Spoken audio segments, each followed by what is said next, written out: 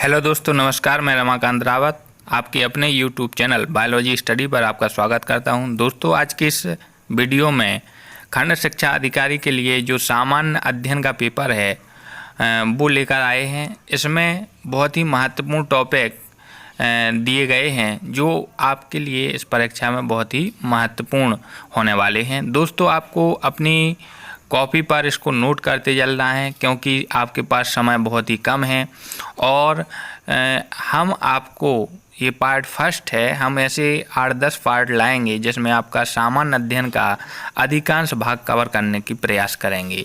दोस्तों, इस वीडियो में आपको जो मेन क्वेश्चन पूछे जाते हैं परीक्षा में, ये इससे आपको परीक्षा में मिलेंगे। तो दोस्तों, स्टार्ट करते हैं। सौरमंडल, सूर्य, ग्रह, उपग्रह और क्षुद्र ग्रह, पुच्छल तारे आदि सूर्य व उसका परिवार सौरमंडल कहलाता है। दोस्तों, सौरमंडल की जो खोज है वो किसने की थी? तो दोस्तों, कॉपरनिकस ने सौरमंडल की खोज की थी।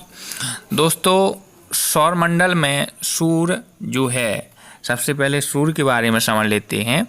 सूर्य पृथ्वी पर ऊर्जा का प्राथमिक और मुख्य स्रोत कहलाता है। दोस्तों, इससे प्राप्त ऊर्जा सौर ऊर्जा कहलाती है और सूर्य के विकिरण को सार्थिक विकिरण या सूर्य तप भी कहते हैं। दोस्तों, सूर्य से प्राप्त जो ऊर्जा है उसमें हाइड्रोजन परमाणुओं का नाभिकीय संलयन होता है। दोस्तों, ये क्वेश्चन आपका जो पूछा जाता है कि सूर्य से प्राप्त जो ऊर्जा होती है वो किस चीज़ से प्राप्त होती है? तो दोस्तों, नाभिकीय संलयन के द्वारा प्राप्त होती है। हाइड्रोजन का हीलियम परमाणु में परिवर्तित होते हैं जब, तो उसको हम जब छोटे परमाणु बड़े परमाणुओं का रूप ले लेता है तो उसको नाभिकीय संलयन कहते हैं। तो दोस्तों, नाभिकीय संलयन से प्राप्त होती है और इसमें सूर्य की जो प्राप्त ऊर्जा है उसमें हाइड्रोजन का 71% भाग होता है। दोस्तों, जो सूर्य है, सूर्य एक तारा है। पहले इसको ग्रह माना जाता था लेकिन अब सूर्य एक तारा है, ये भी आपको याद रखना है। सूर्य से पृथ्वी तक प्रकाश आने में कितना समय लगता है? दोस्तों, तो 8 मिनट 18 सेकंड का समय लगता है। और दोस्तों, जो प्रकाश वर्ष है तथा पार्सेक खगोलीय दूरियों की इकाइयां हैं। एक प्रकाश वर्ष बराबर 9.45 × 10⁻12 किलोमीटर होता है और एक पार्सेक बराबर 3.6 प्रकाश वर्ष होता है। दोस्तों, ग्रहों से संबंधित कुछ तथ्य जो हैं वो आपको नोट करना है। बुध सूर्य से सबसे निकटतम तथा सौरमंडल का सबसे छोटा ग्रह है। दोस्तों, अगर पूछा जाए सौरमंडल का सबसे छोटा और सूर्य के सबसे निकट जो ग्रह है वो बुध होता है और सबसे जो दूर होता है वरुण होता है। और दोस्तों, यहाँ पर चलते हैं। शुक्र पृथ्वी के सर्वाधिक नज़दीक है और इसे सांझ का तारा या भोर का तारा, क्वेश्चन आता है भोर का तारा किसे कहते हैं? तो आपको याद रखना है शुक्र को। प्रेशर कुकर की जो दशा है इसको और पृथ्वी की बहन है, ये भी शुक्र ग्रह को कहा जाता है। तो दोस्तों, चलते हैं अपने आगे की ओर और इसमें है पृथ्वी अपने अक्ष पर 23.5 डिग्री झुकी हुई है और इसे नीला ग्रह, समुद्र में जल की अधिकता के कारण हरित ग्रह और नीला ग्रह भी इसको कहा जाता है। अंतरिक्ष से पृथ्वी कैसी दिखाई देती है? तो काली दिखाई देती है। ये कई बार क्वेश्चन पूछा गया है। मंगल को लाल ग्रह भी कहते हैं और कीबोस और डीमोस इसके 2 उपग्रह होते हैं।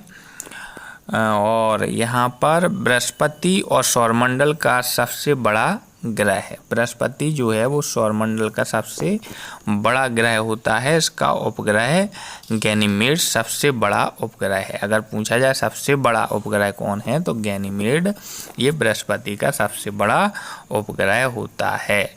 और उपग्रह किसे कहते हैं दोस्तों? तो जो ग्रहों के चारों तरफ चक्कर लगाते हैं उसे उपग्रह कहा जाता है। तो यहाँ पर चलते हैं। शनि के जो ज्ञात सर्वाधिक उपग्रह हैं, शनि के सर्वाधिक ज्ञात उपग्रह हैं टाइटन या टिटॉन शनि का सबसे बड़ा उपग्रह है। तो आपको याद रखना है शनि का सबसे बड़ा उपग्रह कौन सा है, तो वो है टाइटन।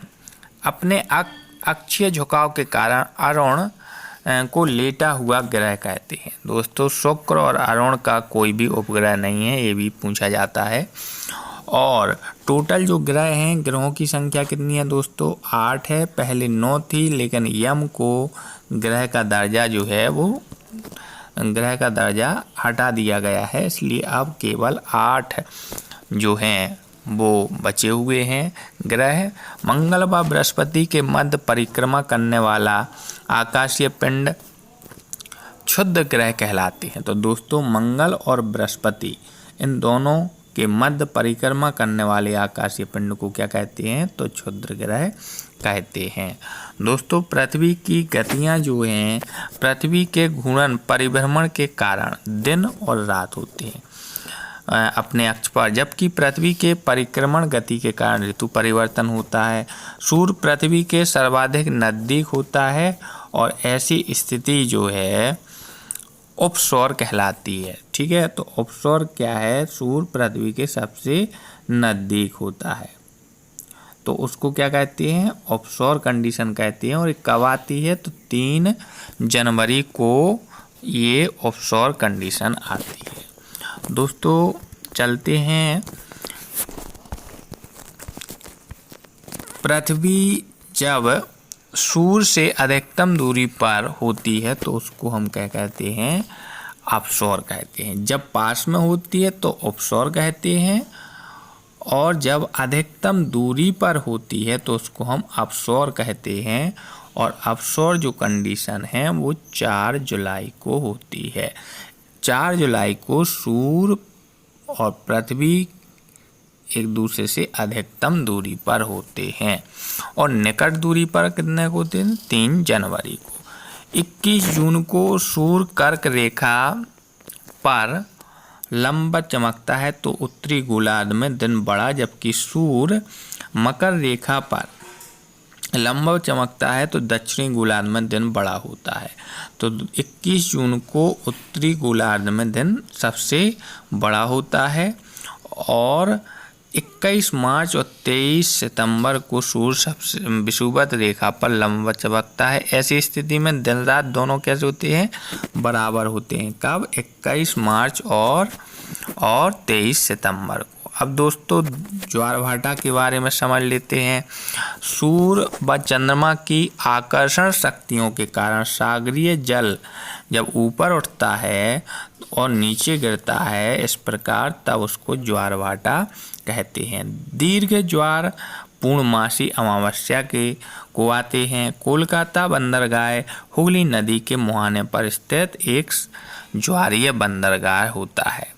दोस्तों सूर्य ग्रहण को समझ लेते हैं। जब चंद्रमा सूर्य और पृथ्वी के बीच में आता है तो ऐसी अवस्था सूर्य ग्रहण कहलाती है। यहाँ सूर्य है और यहाँ पर पृथ्वी है, और इन दोनों के बीच में अगर चंद्रमा आ जाता है जिसके कारण सूर्य हमें दिखाई पृथ्वी से दिखाई अर्थ से दिखाई नहीं देता है, और अर्थ से जब दिखाई नहीं देगा तो उसको हम सूर्य ग्रहण कहते हैं। और सूर्य ग्रहण कब आते हैं ये आपको ध्यान रखना है, तो अमावस्या के दिन आते हैं। अमावस्या जो 21 जून को अभी अमावस्या आ रही है, इसको सूर्य ग्रहण है। 21 जून को अभी सूर्य ग्रहण पड़ेगा अमावस्या के दिन, और आज 19 जून है, और इसके बाद 2 दिन बाद 21 जून को अमावस्या के दिन सूर्य ग्रहण आएगा। चलते हैं दोस्तों चंद्र ग्रहण की ओर। चंद्र ग्रहण किसे कहते हैं, तो जब सूर्य और चंद्रमा के बीच पृथ्वी आ जाती है तो ऐसी अवस्था में चंद्र ग्रहण पड़ता है। सूर्य, यहाँ सूर्य है और चंद्रमा, यहाँ ये सूर्य हो जाएगा, यहाँ चंद्रमा हो जाएगा। पृथ्वी चूँकि घूमते हुए, जो चंद्रमा है वो एक पृथ्वी का प्राकृतिक उपग्रह है, तो जब यहाँ पृथ्वी घूमती हुई पृथ्वी के चारों तरफ चंद्रमा इस प्रकार घूमता रहता है, और जब पृथ्वी चंद्रमा और सूर्य के बीच में आ जाती है तो चंद्रमा दिखाई नहीं देता है। इसको चंद्र ग्रहण कहते हैं और ये पूर्णमासी के दिन होता है। अब यहाँ दोस्तों देख लेते हैं दूरी और परिक्रमण के आधार पर ग्रहों का क्रम। तो यहाँ सूर्य है दोस्तों, सूर्य के सबसे निकट जो है वो पहला जो 8 ग्रह हैं, 8 ग्रहों में सबसे पहला ग्रह बुध, फिर शुक्र, पृथ्वी और मंगल। तो ये टेरेस्ट्रियल होते हैं। यहाँ भूमि है इन चारों ग्रहों में। इसके बाद बृहस्पति सबसे बड़ा ग्रह है, अरुण। बृहस्पति के बाद यहाँ पर शनि आएगा दोस्तों, शनि, और शनि के बाद अरुण और फिर वरुण। इस प्रकार 8 क्रमबद्ध। बुध और शुक्र के कोई उपग्रह नहीं है दोस्तों, ये भी ध्यान रखना है। अब चलते हैं अक्षांश की ओर। तो दोस्तों जो अक्षांश हैं किसे कहते हैं? भूपृष्ठ पर विषुवत रेखा या भूमध्य रेखा के, तो जैसे पृथ्वी है और यहाँ पर विषुवत रेखा या भूमध्य रेखा है पृथ्वी के उत्तर दक्षिण में एक यामोत्तर पर किसी भी बिंदु की पृथ्वी के केंद्र में मापी गई कोणीय दूरी क्या कहलाती है? अक्षांश कहलाती है। तो अक्षांश जो है वो इस टाइप से मापी जाएगी उत्तरी और दक्षिणी वाले ध्रुवों पर। और ग्लोब पर 181 जो अक्षांश रेखाएं होती हैं, उत्तरी गोलार्ध में 23.5 डिग्री नॉर्थ कर्क रेखा तथा दक्षिणी गोलार्ध में 23.5 डिग्री साउथ मकर रेखा, और 66 डिग्री नॉर्थ उत्तरी उपध्रुव आर्कटिक वृत्त और 66 डिग्री साउथ उपध्रुव वृत्त अंटार्कटिका है। आपको दोस्तों ये याद रखना है। और फिर चलते हैं अपन देशांतर। अक्षांतर के बाद आ जाते हैं देशांतर। तो देशांतर में किसी स्थान की कोणीय दूरी को प्रधान यामोत्तर के पूर्व पश्चिम में होती है तो उसको देशांतर पूर्व, और वो जो अक्षांश हैं वो उत्तर और दक्षिण में, जबकि पूर्व और पश्चिम में। भारत के लिए मानक जो समय रेखा है वो इलाहाबाद के निकट जो नैनी नामक स्थान है वहाँ से मापा जाता है। पृथ्वी की आंतरिक संरचना देख लेते हैं दोस्तों। पृथ्वी की आंतरिक संरचना भूपर्पटी में सर्वाधिक मात्रा में क्या पाया जाता है? तत्व ऑक्सीजन कितना होता है? लगभग 49%। और भूकंपीय तरंगों के आधार पर पृथ्वी की जो आंतरिक संरचना है उसको 3 भागों में डिवाइड किया गया है, क्रस्ट या भूपर्पटी। भूपर्पटी किसे कहते हैं? तो भूपर्पटी सबसे ऊपरी वाला भाग है। भूपर्पटी में सर्वाधिक मात्रा वाले अन्य आधात्विक तत्व को सिलिकॉन कहते हैं। सिलिकॉन लगभग 24% के करीब रहता है। भूपर्पटी में सर्वाधिक मात्रा में पाया जाने वाला जो धात्विक तत्व है वो कौन सा है? एल्यूमिनियम है, जो लगभग 7% पाया जाता है दोस्तों। दूसरा पृथ्वी का भाग मेंटल कहलाता है और तीसरा कोर या क्रोड कहलाता है, जो पृथ्वी के बिल्कुल मध्य में होता है। दोस्तों चलते हैं अपने अगले टॉपिक की ओर, और जो अगला टॉपिक है वो है चट्टान। तो दोस्तों जो चट्टान हैं, यहाँ पर 3 प्रकार की चट्टानें होती हैं। आग्नेय चट्टान जो है तरल मैग्ना है, ज्वालामुखी से निर्मित के ठंडे होने से इसका निर्माण होता है। दोस्तों जब ज्वालामुखी फटते हैं तो उनसे लावा निकलता है, और वो लावा जब ठंडा हो जाता है तब जाकर के आग्नेय चट्टान का निर्माण होता है। इसके क्षरण से काली मिट्टी का निर्माण हुआ है। काली मिट्टी कपास के लिए, तो आपको ध्यान रखना है, काली मिट्टी कपास के लिए सबसे महत्वपूर्ण जो मिट्टी है वो कौन सी है? काली। और काली मिट्टी में पानी को सोखने की सबसे ज़्यादा क्षमता काली मिट्टी में पाई जाती है। तो ये आग्नेय चट्टानें हैं। और इसके बाद अपन आग्नेय चट्टानों के बाद अवसादी या परतदार चट्टान। तो जब क्षरण से किसी चट्टानों के जब मिट्टी के परतदार पर एकत्रित होने से जो भी अवशिष्ट पदार्थ होते हैं जंतुओं के, पौधों के, उनसे जो चट्टानें निर्मित होती हैं वो अवसादी या परतदार चट्टानें कहलाती हैं। जैसे शैल है, चूना पत्थर है, कोयला है, खड़िया है, नमक की चट्टान है, ये इनके अवसादी चट्टानों के प्रमुख उदाहरण हैं। और जो जीवाश्म जो मिलते हैं वो अवसादी चट्टानों में ही मिलते हैं। अब रूपांतरित चट्टानें ताप और दाब के कारण आग्नेय व अवसादी चट्टानों के संगठन व स्वरूप में परिवर्तन हो जाता है, जिससे रूपांतरित चट्टानों का निर्माण होता है और एक कठोर चट्टानें होती हैं, इसमें जीवाश्म नहीं मिलते हैं। तो दोस्तों जीवाश्म केवल किसमें मिलते हैं? परतदार चट्टानों में ही मिलते हैं, जैसे कोयला वगैरह की खाने हैं। और उदाहरण स्लेट है, संगमरमर है, नीस है, और ये सारी इसके अंतर्गत आती हैं। दोस्तों चलते हैं भूकंप या सुनामी। भूकंप व सुनामी में तो सबसे पहले भूकंप, जहाँ भूकंपनीय तरंगें उत्पन्न होती हैं वह भूकंप मूल, मतलब जहाँ से स्टार्ट हो उसको क्या कहते हैं दोस्तों? भूकंप मूल। और जहाँ पर सर्वप्रथम इसका अनुभव किया जाता है उसे भूकंप केंद्र कहा जाता है। एपी सेंटर से इसको मापा जाता है। भूकंपनीय तरंगें PSL हैं, इसमें P प्राथमिक गति की सर्वाधिक, किंतु L जो होती है वो धरातलीय तरंगों जिनकी गति सबसे कम होती है। और दोस्तों भूकंप की जो तीव्रता है ये रिक्टर पैमाना या रिक्टर स्केल पर मापी जाती हैं, और भूकंप मापने वाला जो यंत्र है वो सिस्मोग्राफ या भूकंप लेखी कहलाता है। दोस्तों रिक्टर स्केल को मार्केली स्केल, रॉकी भी कहते हैं। दोस्तों सुनामी को समझ लेते हैं। महासागरीय भूकंपों के प्रभाव के कारण उत्पन्न होती हैं सुनामी, और रिक्टर स्केल भूकंप की ऊर्जा के आधार पर बनाया गया है।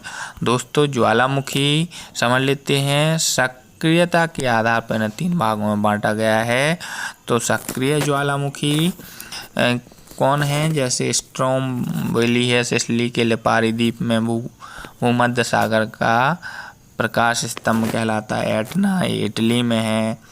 कोकोपेक्सी इक्वाडोर में। विश्व का सबसे ऊंचा सक्रिय ज्वालामुखी कोकोपेक्सी है, जो सबसे सक्रिय और सबसे ऊंचा होता है दोस्तों। इसके बाद बैरन द्वीप है अंडमान निकोबार में। तो ये सक्रिय बैरन जो द्वीप है ये सक्रिय ज्वालामुखी है जो कि अंडमान निकोबार में है। सुषुप्त ज्वालामुखी दोस्तों वेसुवियस ये इटली में है, क्यूजियामा जापान में है, क्राकोटोआ ये इंडोनेशिया में। मृत ज्वालामुखी देख लेते हैं दोस्तों। किलिमंजारो अफ्रीका की सबसे ऊंची चोटी अफ्रीका में है किलिमंजारो, और पोपा म्यांमार में है, और देवबंद ये ईरान में है। धरातल पर परिवर्तन लाने वाले बहिर्जात बल एवं उत्पन्न स्थल स्वरूप बहता जल, V आकार की घाटी, I आकार की घाटी, जल प्रताप, जलोर पंख, जलोर शंकु डेल्टा के नाम से हिमानी हिमनद, इसका जो है स्थल रूप है वो U आकार की घाटी में परिवर्तित होती हैं। पवन, एसेलबर्ग, छत्रक शिला, बेरशिला, वालुका स्तूप, लोयस ये सागरीय में है। तो ये तटीय कंदरा, पुलिन या बीच। भूमिगत जल है गोल, रंध्र, लेपिवा, कंदराएँ आदि। महाद्वीप और प्रमुख महाद्वीप अपन जो हैं वो समझ लेते हैं। तो यहाँ पर एशिया का सबसे बड़ा महाद्वीप जो एशिया है ये सबसे बड़ा महाद्वीप कहलाता है, और ऑस्ट्रेलिया विश्व का सबसे छोटा महाद्वीप है। तो जो महाद्वीप है सबसे बड़ा कौन सा है? एशिया, और सबसे छोटा ऑस्ट्रेलिया। अफ्रीका महाद्वीप से कर्क, मकर और विषुवत तीनों रेखाएं गुजरती हैं किससे, तो आपको ध्यान रखना है अफ्रीका महाद्वीप से। पर्वत, पठार और मरुस्थल द्वीप समझ लेते हैं दोस्तों। हिमालय, आल्प्स, एडीज, एटलस, नवीन मूर्धर बलद पर्वतों के उदाहरण हैं। तो बलद पर्वतों के उदाहरण कौन कौन हैं? हिमालय, आल्प्स, एडीज, एटलस आदि। शिवालिक हिमालय की सबसे नवीन पर्वत श्रृंखलाएं हैं। अरावली विश्व की सबसे प्राचीन पर्वत श्रृंखलाओं में से एक है और भारत का सर्वोच्च शिखर केटू गॉडविन है। और एडीज दक्षिण अमेरिका का सर्वोच्च शिखर एकांकुआ है, विश्व की सबसे लंबी पर्वत श्रृंखला है। दोस्तों हिमालय का सर्वोच्च शिखर माउंट एवरेस्ट है। और दोस्तों यहाँ पर जो माउंट एवरेस्ट है ये नेपाल में स्थित है और इसकी जो ऊंचाई है वो 8,848 मीटर है। पश्चिमी घाट का सर्वोच्च शिखर अन्नामुदी है। और विश्व का सबसे ऊंचा पठार पामीर का पठार या तिब्बत का पठार है। सहारा जो है वो अफ्रीका का एक उष्ण मरुस्थल है। तो सहारा कहाँ का है? अफ्रीका का उष्ण मरुस्थल, बहुत ही गर्म। पश्चिम जो भारत और पाकिस्तान का एक उष्ण मरुस्थल कौन है? तो थार है। और चलते हैं ग्रीनलैंड हिमानियों के अपरदन से बना हुआ विश्व का सबसे बड़ा द्वीप है। लक्षद्वीप एक प्रवाल द्वीप का उदाहरण है। जल संधियाँ देख लेते हैं दोस्तों, झीलें या नदियाँ देख लेते हैं। तो जो पाक जल संधि है ये पाक की खाड़ी व बंगाल की खाड़ी के बीच है और भारत और श्रीलंका के बीच पड़ती है। विवाल्टर जल संधि भूमध्य सागर और अटलांटिक महासागर है। स्पेन, यूरोप और मोरक्को अफ्रीका के बीच है। डेविस जल संधि जो है बेफिन की खाड़ी और अटलांटिक महासागर, ग्रीनलैंड और कनाडा के बीच पाई जाती है। दोस्तों चलते हैं विश्व का सर्वाधिक ऊंचाई पर स्थित जो झील है वो टिटिकाका है जो सबसे ऊंचाई पर स्थित है। दोस्तों भारत की सबसे ऊंची जो झील है देवताल उत्तराखंड में है। दोस्तों विश्व की सबसे बड़ी खारे पानी की झील कैस्पियन सागर है। विश्व का सबसे बड़ी और मीठे पानी की जो झील है वो कौन सी है दोस्तों? तो सुपीरियर झील है। भारत का सबसे बड़ी झील वूलर है जो कहाँ पाई जाती है? जम्मू कश्मीर में। भारत की सबसे बड़ी खारे पानी की जो झील है वो चिल्का झील है और चिल्का झील कहाँ पाई जाती है? उड़ीसा में स्थित है। नील नदी विश्व की सबसे बड़ी नदी है। तो दोस्तों मित्तल महासागरीय तरंग और धाराएं जो हैं ये विश्व की सबसे गहरी गर्त जो है मारियाना गर्त प्रशांत महासागर में स्थित है। दोस्तों लक्षद्वीप व मालदीव प्रवाल द्वीपों के उदाहरण हैं। और एक और दोस्तों ग्रेट बैरियर रीफ ऑस्ट्रेलिया ये संसार की सबसे बड़ी प्रवाल भित्ति है। दोस्तों ये आपको वीडियो कैसा लगा?